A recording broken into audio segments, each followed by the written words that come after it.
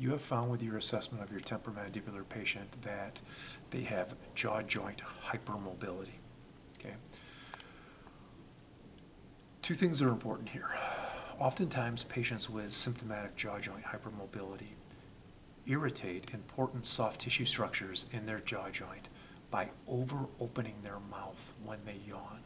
So to prevent that from happening, one way that we use this exercise is to constrain the amount of mandibular opening during a yawn.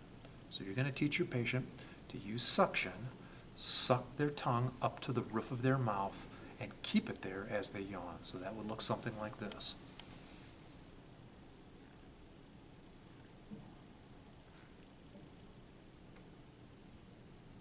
Now you'll notice that that was not my full opening. Okay?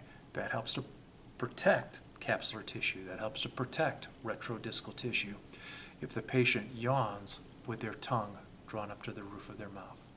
In addition, from a neuromuscular training perspective, patients need to learn what an acceptable amount of opening is. Amount of opening that's less than their full opening, so again they protect those same tissues.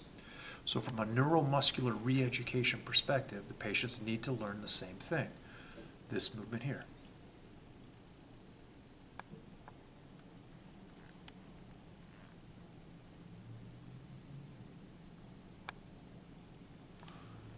After numerous repetitions, patients learn how far they're able to open their mouth without hurting or damaging tissue. And then one other final comment.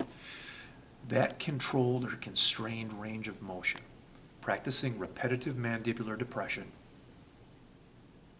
with the tongue up, is also a great range of motion exercise post-surgically and to intersperse after you've been mobilizing a stiffened jaw joint.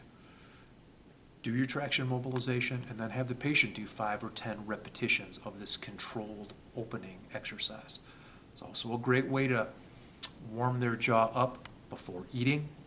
It's a great way to deal with an episode of clenching or bruxing, having them use those mandibular depressors but in a controlled or constrained way.